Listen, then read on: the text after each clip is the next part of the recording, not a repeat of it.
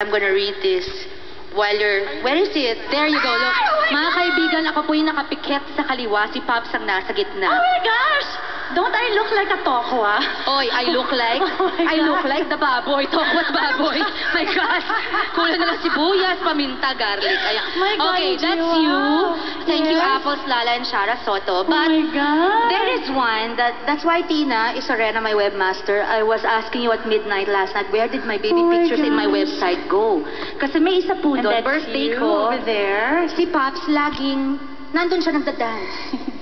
Mali, mga 7 kami, 8. Okay, listen to this, okay? Don't make me cry. No, even if you cry, shucks, huwag ka na umiyak, gano'n katawan mo, tumahimik ka dyan. Nga mo, eto. Layo naman okay. ako ni Sir. Napakalayo Nakatawa naman talaga. ako doon. Okay. Please look there. Kunyari, it's recorded, ah. Okay, sige. Dearest Pops, I haven't ceased to wonder why two people who knew each other as little girls and bumped into each other at the same parties constantly, year after year, and went to the same school, even if you were there longer than I was, and ended up working in the same business, never went beyond being just friends with quotation marks. Is that because we were born in the same year?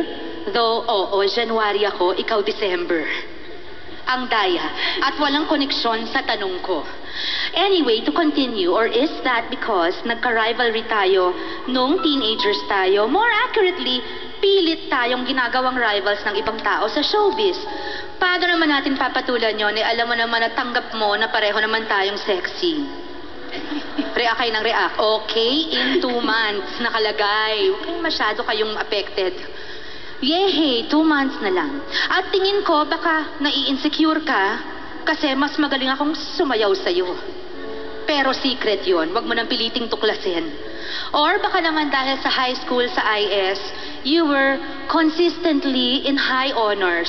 Ako, inconsistently pa sa honors lang ako umabot. Pero di ako masyadong nag-aral nun, ha? At may shooting pa araw-araw. Uy, trying to justify.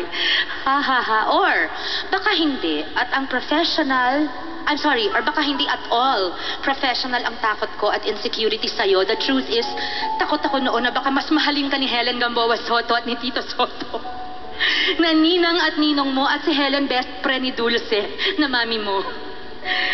Pala, ako kadugo, ikaw hindi, pero pinili ka nila i-love. Ibig sabihin ba na wala silang choice but to love me? Nyek. Seriously, they love you dearly, and now I know why. Because I have never appreciated you more, admired you more, respected you more, and yes, loved you